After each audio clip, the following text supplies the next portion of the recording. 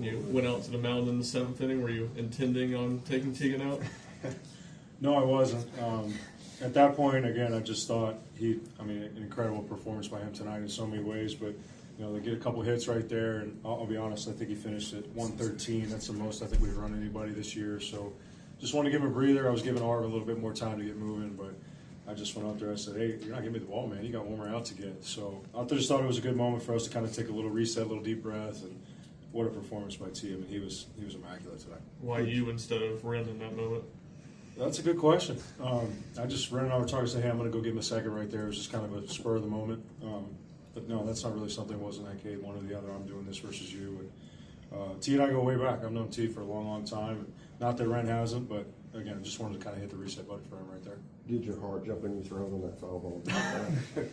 Yes, it did, because that ball was hit a very, very long way. Board was a good hitter, and again, I think the wind was kind of pushing some of those balls that way. They tagged a couple that just went foul, but at that point in the game, Arv, again, believe in Arv, but I thought that was Teagan's game and just betting on his makeup there at the end. What stands out to that he you? was going to go back out there for the 7th? He said, Any doubt that he was going to go back out there for the 7th, being at 98 pitches going into the inning? No. Why did you feel confident extending him, given his pitch count?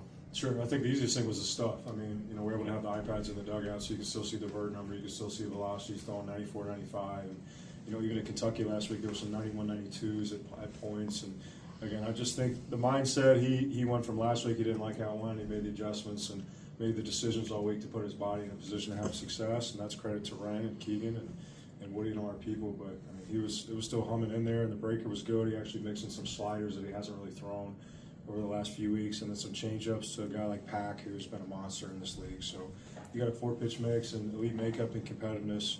That's how you get 7 innings and 15 punches. What stands out to you about the way he was able to attack, especially the top of the order? I think it was the strikes. I mean, that's not a fun 3 to navigate. I mean, those are 2 of the most famous guys in the portal, and then I remember seeing Pack running around playing at East Cobb and all that. He's always just been able to kind of make a mess of the game in a good way for his team. But, those 3 right there, it's I think really just pouring strikes. I mean, he was throwing a lot of heaters at the top of the zone. If you look with Tinney, they had some good battles. He's smoking some balls foul, and, maybe they're sitting on the breaker, the kind of the cat and mouse game. But I think when you get going 95, 96 with good takeoff and good vert at the top of the zone, you get some of those sword swings. It opens up the depth of the breaking ball at the bottom, and he did just a really good job competing tonight.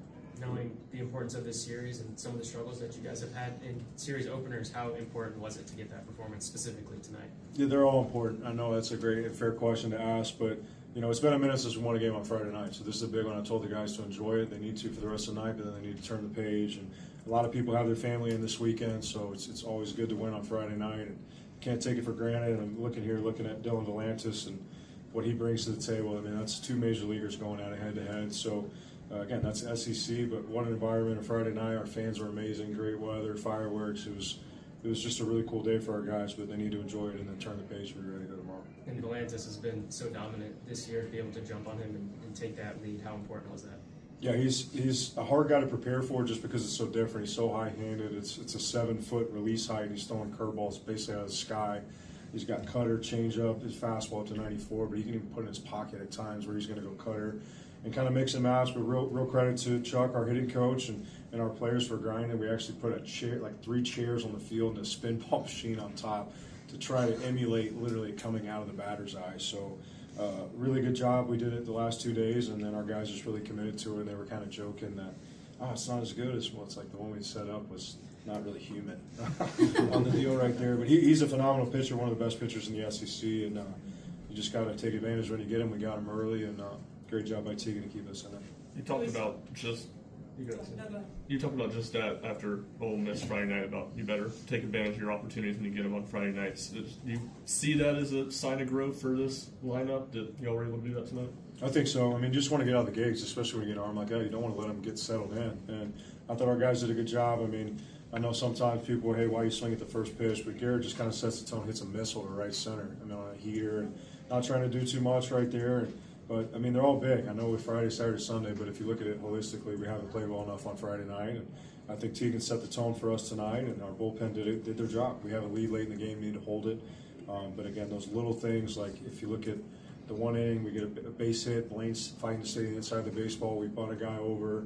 We're going to bunt again. Then we get a couple more 90 feet, and then Grimmer, not trying to do too much, just shoots a ball in the 4-hole. Those 2 runs, it gives you an immense amount of breathing room. So just good to see the guys working together to win in all phases tonight. We always talk about Tegan's love to compete, but just watching him with that emotion tonight, especially in the later innings, just how nice was that to see? Yeah, it was cool. I mean, just the way he just continued to compete. Again, we talk about the ball that just goes foul, it's hammered. That could stun some guys, and maybe might have done it to him a little bit last year as a freshman. But just to have the presence and next pitch, no problem, right? Just to stay in attack mode, and I'm sure he'll remember. I mean, that's a big punch out there. It throws a slider to get bored, but it goes crazy. And Ren and I were talking at that point. He's like, "Yeah, he's out of I said, "Don't worry, I'm not running back out there at that point." But just Tegan taking what he wanted. It was a cool night.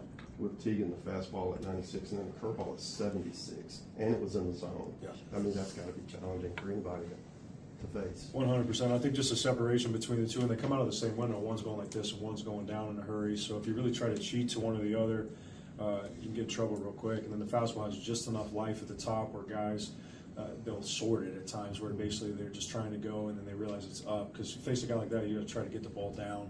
But then the problem is then you got the breaker coming out of the same window, so you got conflicting angles you're trying to cover at the same time. But I really think the difference was Ren did a good job with him. With that, I think maybe 8 or 9 sliders throughout the night, but there were some big ones that he threw in, some good changeups, and you start going all those different quadrants with stuff and then separation and the shape and the velocity. It's a pretty dynamic package. But has Couple more.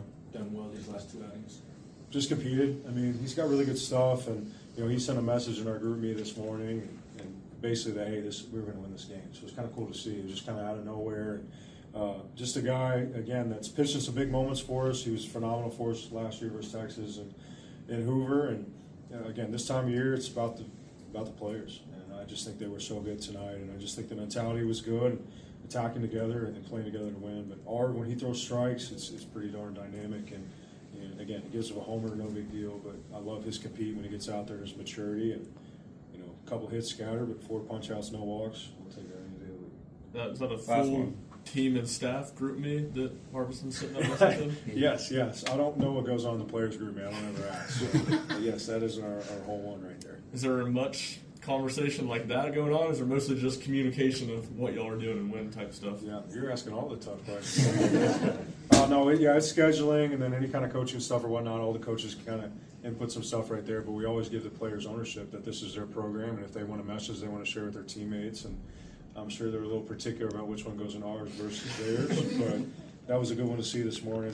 And then be able to say that and then come out and do it. That's what we need to be about around here. So credit to Art for doing that. Thanks, Coach. We'll have Teague.